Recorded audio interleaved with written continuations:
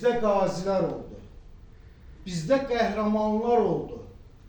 Şəhidimiz oldu, amma əsla ölümümüz olmadı. Həqiqətən də şəhidlik yüksəklik bir məqamıdır, ali bir zirvədir.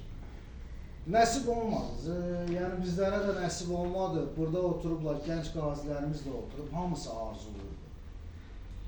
O arzuluydular, amma nəsib olmadı. Səbəb də ona görə ki, bugünkü gündə sizlərlə bərabər bu tədbirdə iştirak eləməliyizdir.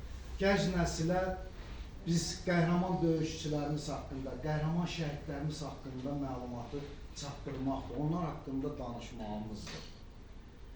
Siz hər biriniz şəhidlərimiz, hər biriniz valideynlərin, hər birisi bizim qürur mənbəyimizdir. Hər zamanda bizim ölər günə qədər də bizim baş tacımız olasınız. Biz onları unuda bilmərik, sizləri unuda bilmərik. Onların xəsiyyətləri, xüsusiyyətlərini siz böyük başa çatdıran valideynlərdilər.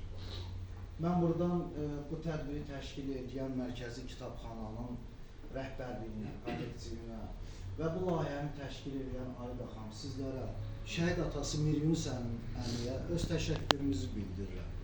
Və burada bizim hal-hazırda 2 şəhid atamız da var, bizlə bərabər iştirak edirlər. Ramalın atasıdır, antiterror əməliyyatımızda iştirak edən. Məhrəmov Ənvər Eldarın atasıdır, şəhid atası, özü də 1-ci Qarabağ müharibəsinin qazisidir. Və istərdim digər bir şəhidimizin Əliyev Natiq haqqında bizim bir iştirakçımız var. 44 günlükdə iştirak edirdi və hal-hazırda da Anamada xidmət edir. Hal-hazırda Ağdam istiqamətində minaları təmizləyirlər. Hüseynov Əjdər, Əliyev Natiq haqqında bir-iki kəlmə o da danışsa, xidmət ediblər bir yerdə. Təşəkkür edirəm.